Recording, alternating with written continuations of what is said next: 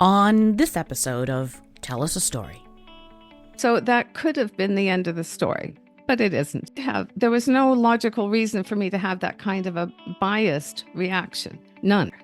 So in 10 years or 15 years or 20 years, is there going to be another mom, another woman who is totally filled with fear? So the boy code itself, it has basically three messages, three myths. They're not truths, they are myths that boys are toxic, that they're dangerous to society. Boys constitute up to 67% of our special ed classes and are twice as likely as girls to be labeled as learning disabled. Welcome to Tell Us a Story, the podcast by Belmont City Press, where entrepreneurs and sales professionals share their journeys, insights, and strategies for success. In each episode, our guests reveal how they've overcome challenges, established their brands, and leveraged their stories to promote their businesses so you can too. I'm Red Hilton, your host for this episode. Today I'm joined by Kathy, who is the founder of Sonhood Coaching. So, Kathy, tell us a story. Thank you, Red. So I guide parents raising boys to understand their sons and the world that they are living in more clearly, and that leads to deeper connections and communication. Through Sonhood Coaching, my business, I advocate for the protection of the inner emotional world of boys and giving the adults in their lives the knowledge and the tools that will impact how their son sees himself and whether he thrives or merely survives in his earliest years.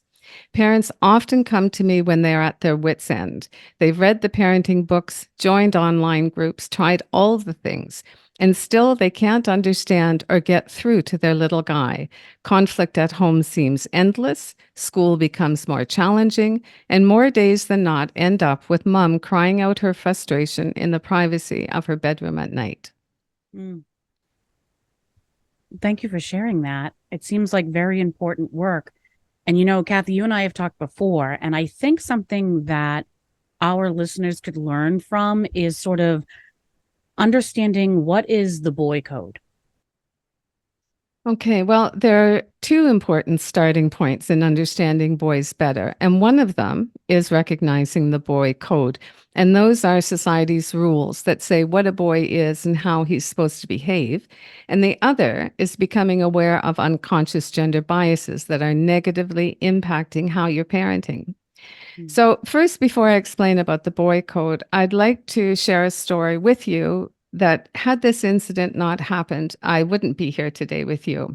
So when my son was about 3 or 4, we went fishing on a Saturday morning, and we were off the track a little bit down a little creek road, shaded trees on the way down, and just a little isolated, but nothing that I was worried about. I'm in Japan, so I felt very safe. A little bit after we had been down there and enjoying ourselves, I saw movement out of the corner of my eye, and I looked up and I saw a group of boys, 5 or 6 boys, coming down the path. And in that moment of seeing them come down, seeing this gang of boys come down, I had the strongest, most overwhelming feeling that was so instinctive and so guttural, and it was total fear. I was fearful of, there's a gang of boys coming down, and how am I going to protect my little boy and myself? So the boys came down, and, you know, as stories like this often go, there was nothing to be afraid of, and they were wonderful boys, and we had a wonderful afternoon together. So that could have been the end of the story, but it isn't.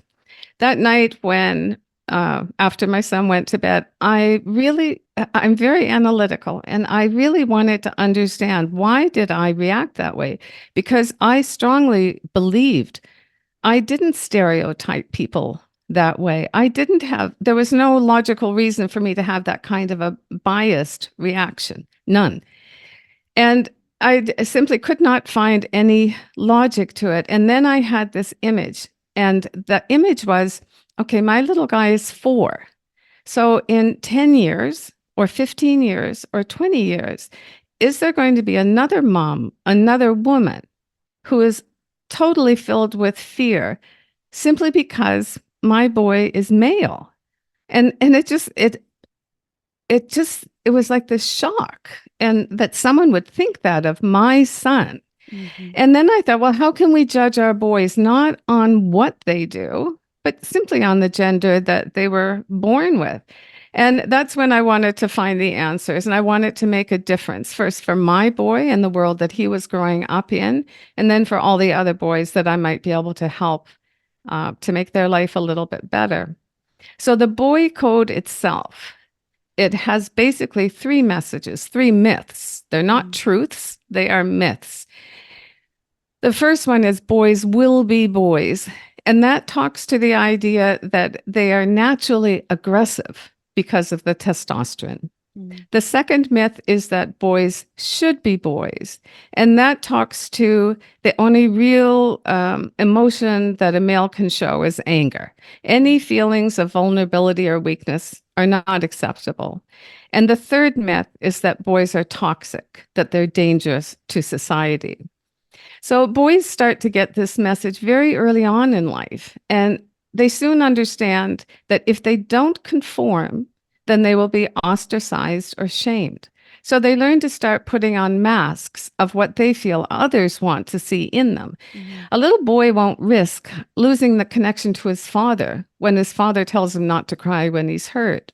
Instead of crying, he'll put on a mask of stoicism, the strong male. He won't risk being ridiculed by family members or friends when he's called out for acting like a girl. Up goes the next mask. The problem is that over time, more and more masks are required, and that little boy starts to lose the ability to get back to his real, authentic self. He closes those doors and behaves like the man he's supposed to be, even if those feelings don't reflect what's in his deep inner emotional world. So, when I gave birth to our son, a very interesting situation happened connected with biases and stereotyping. And I was lucky to have an experience like that. But what happened was that I'd had an emergency cesarean. And in Japan, the father is not allowed to be in the operating room, only the doctor. And there's a sheet between you and the rest of your body. So the baby was born. I'd heard it cry and big smiles on the doctor, and he comes to my side of the sheet, and I'm waiting because we didn't want to know what the gender was.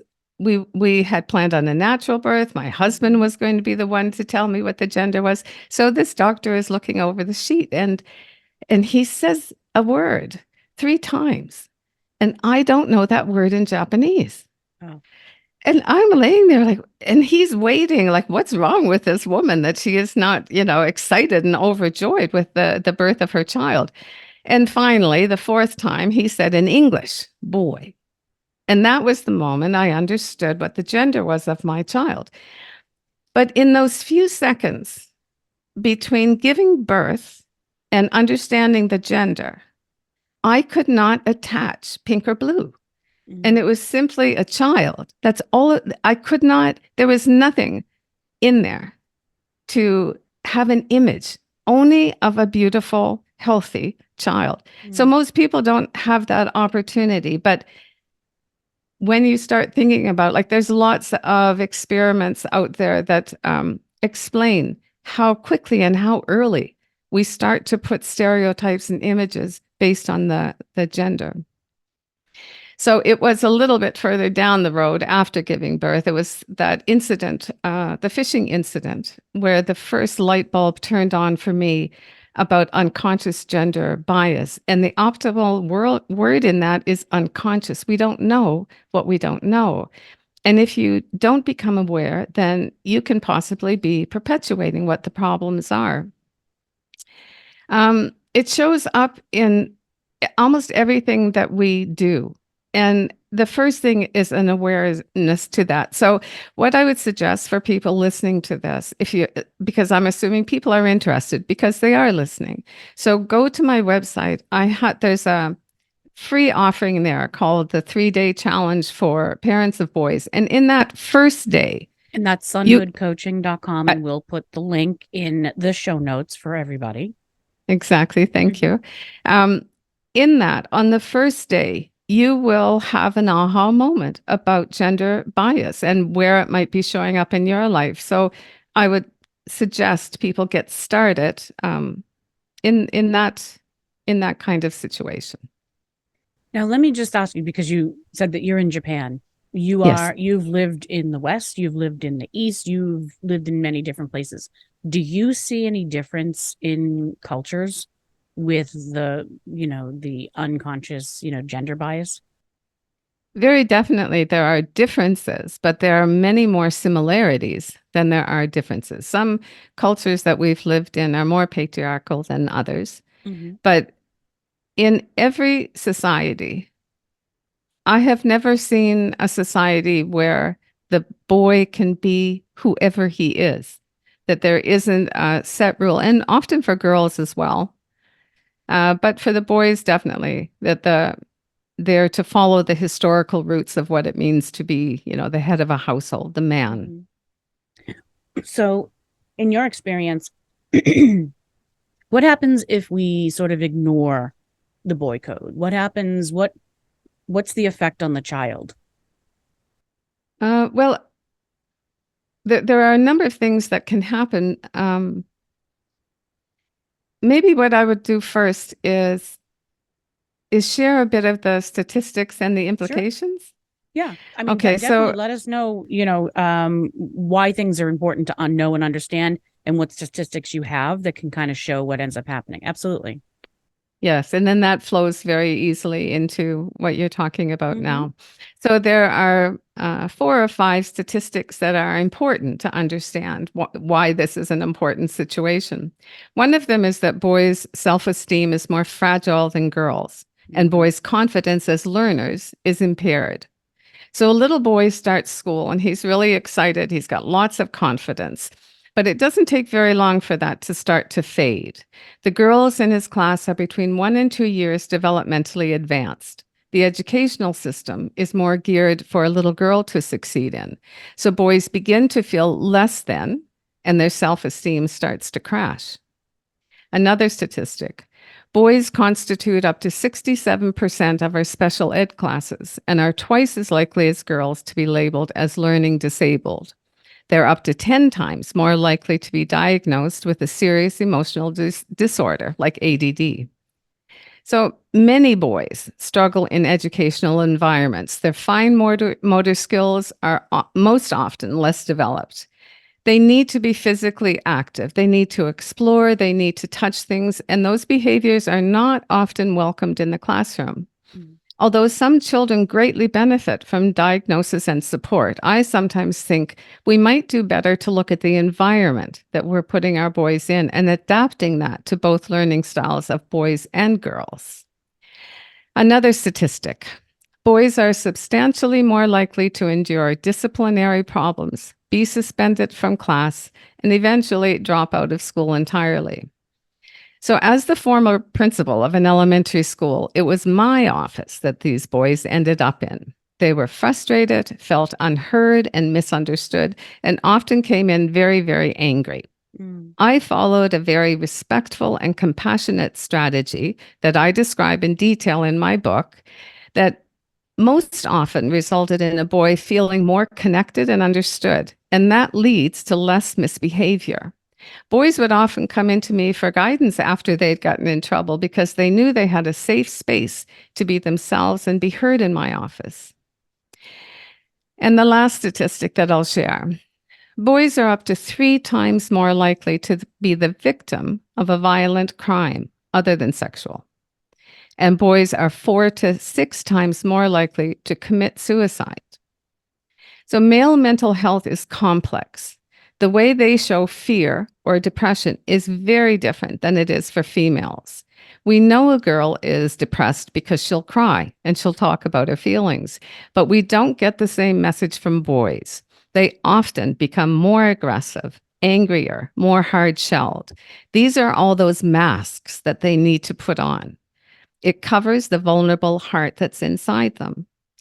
So, if you want to get a view of what could go wrong if you ignore this, as you were asking about, then again, if people go back to the website, there is another free offering, and it's called the 3-Pillar Guide to Raising Boys. It's only a 10-minute read, but afterwards you'll have a clear image of what might happen if you're not aware and you stay unaware. And on the flip side, it gives you a view of how things can change for your son once you are aware of the complexities that are in the male world today. Tell me about your book. The name of it is Raising Boys Who Become Remarkable Men. Where can people find it first? They can find it at Amazon, Barnes and Nobles, all the ordinary places. Mm-hmm. On the website, there's a direct link that can take them there as well. Mm-hmm. The book is, as you said, Raising Boys Who Become Remarkable Men, Intentionally Parenting Your Son from Birth to 8. Mm. So it's to support parents raising boys during those first critical years. My intent was to create something that busy parents could read in about 3 hours, because everyone has no time, but that they could take away knowledge, strategies, and practical skills that would change their perspective on how to raise their son. The book dives into the unique challenges that boys are facing today. It gives practical communication strategies that are tailored to a boy's unique needs. I cover the ins and outs of discipline and how we can guide our boys without punishment and shame.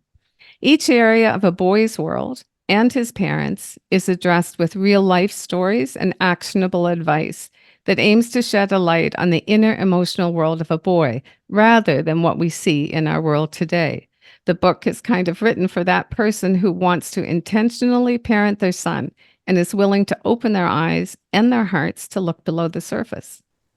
I always say that discipline is a gift you give your children so you don't have to punish them, And yes. You're sort of setting them up for success because, within that there's sort of the guardrails that they know where they can, explore to without, pushing any buttons or going outside of what is, accepted, I guess is what it comes down to. So, with everything that we've talked about here, and you have a tremendous amount of information on your website, in your book, the 3 pillars, all of that, can you give me an idea of sort of, the one thing you wish everybody knew? I always like to ask people, like, what's sort of the misconception or the number one misconception that you often find yourself educating people on? What is sort of that one thing that you sort of feel you wish everybody knew about what you've learned so far? I think it's just, I would like people to understand the power of curiosity. Mm-hmm. And if that's not part of your world, then to, start developing that skill, that interest, because once that is the way you're looking at the world, then you're very open-minded and almost like a detective all the time, no matter what you're seeing. So because of that is part of my life, my world is I'm just curious about everything all the time and looking for answers and understanding things. If I weren't that way, I wouldn't have reacted to that fishing trip. I wouldn't have started to look deeper. There are so many things that can come out of simply being curious, not making assumptions. So you think that adults should be curious about their belief system, but we also should allow our sons, our children, to be curious about whatever they find interesting? Yeah, I think everybody. I think everyone would benefit from being more curious. What else would you like our listeners to know? If you could sort of wrap something up for them and say a piece of advice, like I always like to ask my guests, like, what is your Monty? Sort of what is something that you can educate people on, a phrase perhaps that, is inspirational. Monty is our mascot at Belmont City Press. So I always like to say, what is your Monty? What is something that, our listeners can take away from our chat today? Something that I will ask parents to consider and keep at the forefront of their thinking when they are parenting, when they're parenting their son. And especially when there's misbehavior or disciplinary things going on. If a parent simply asks themselves, would I react the same way if this was my daughter. And sometimes just that one thought can change everything. Again, if you're curious, it will start something for you. But having that in the forefront, would I think the same thing if this was my daughter and not my son? Would I react the same? Would I use the same words? Would I have the same consequences? And that stems from that sort of unconscious gender bias that you were talking Yes. about earlier. Yes, it does. And if we ignore that in little boys, then they grow up to be men who don't know necessarily how to process, their feelings if they're not allowed to feel them. Well, they find other ways to do it too, and often that shows up in risky behavior, in addictions, in misbehavior. There's lots of things that can happen when you're trying to prove that you're not what you really are inside. The bravado that has to go into being the person that you think will be acceptable, because that's what we all want. Mm-hmm. We want to stay connected. Mm-hmm. And do you think that, we talk about unconscious gender bias as far as discipline coming from moms versus dads? Do you think little boys react and receive it differently depending upon which parent is sort of, doling out the discipline?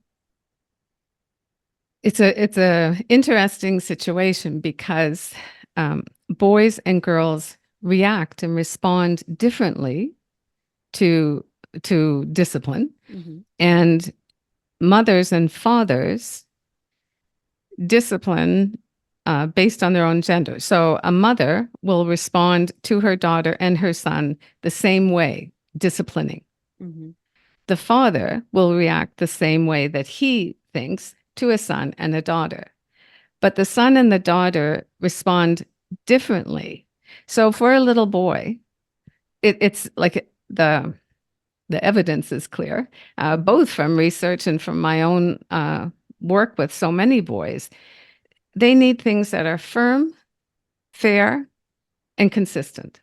Mm-hmm. They don't need a lot of words to talk about their feelings and all the things that go behind that.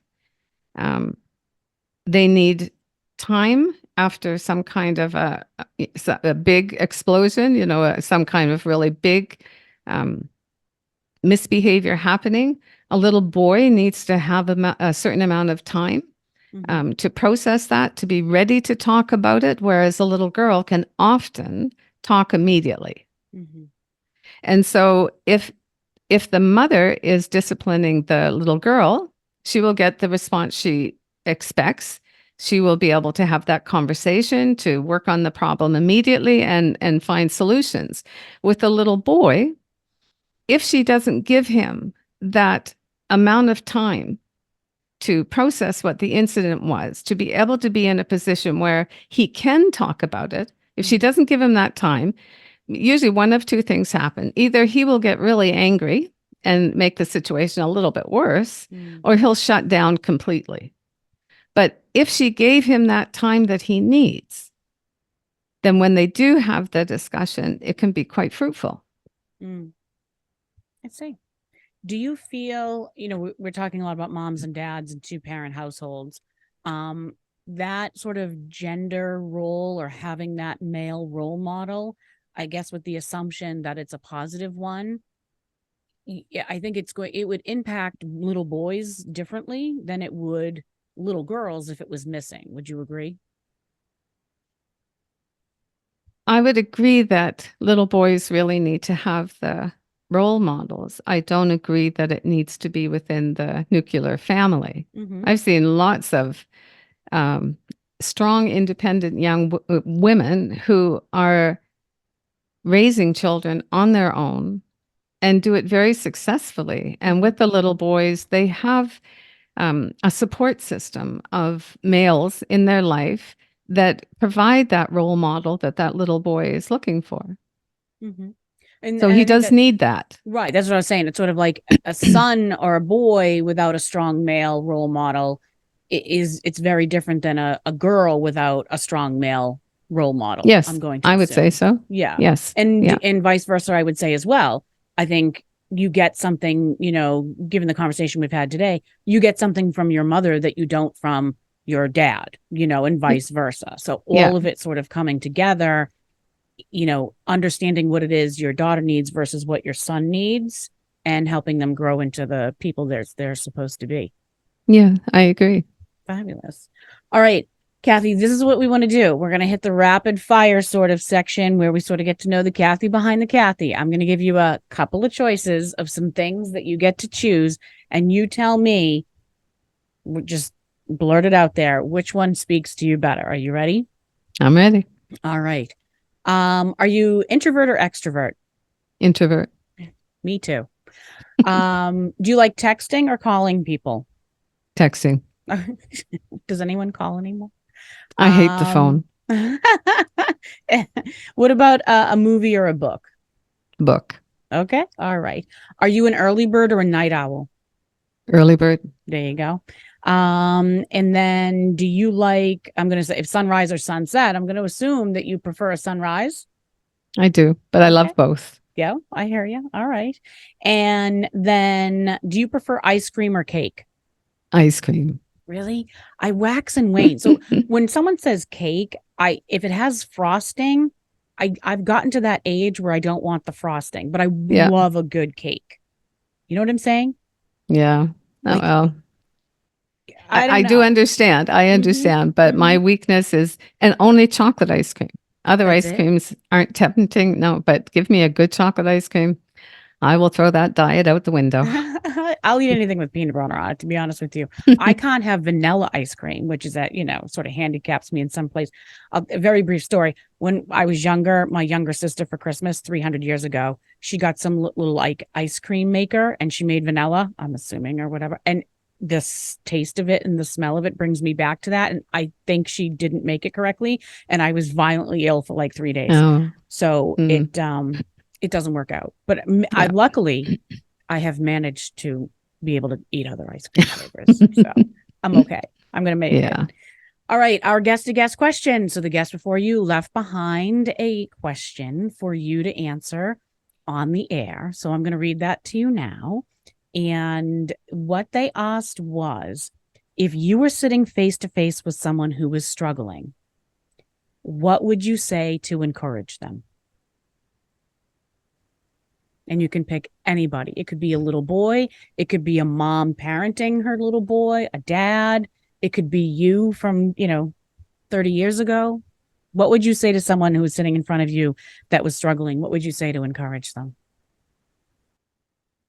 Honestly, the first thing that came to my head, there's two things that have come into my head, but the first one is really the power of listening, which is a skill I don't think we're losing that ability to really listen. So if I had someone in front of me that was really struggling, I think the first most important thing is that I really listen deeply, both to their words, but also to, what they're not saying and what their body is telling me, and just really try to get in tune with what it is that they're feeling. And the next thing is simply to be able to validate to them that whatever they're feeling is recognized, that I hear it, that I understand, and that I'm here for them. And I wouldn't assume that I have the answer to what they need. But if I have developed that relationship and I have listened well enough and they feel safe enough with me, then when I ask, how can I help you? Then whatever they say, that would be the direction I would move in. I think one of the words that you used was, respond. And there's definitely a difference between responding to someone and replying. And, responding requires so much more listening, and replying is just sort of running your own agenda often when you're talking to someone. So yes, responding to what someone needs in the moment is a gift that we should probably start doing more for each other. Agreed. Yes. Fabulous. One more time, the website is sonhoodcoaching.com. The Mhm. book is Raising Boys Who Become Remarkable Men, and there's a Yes. link on your website, and Yes. it's available where you find books.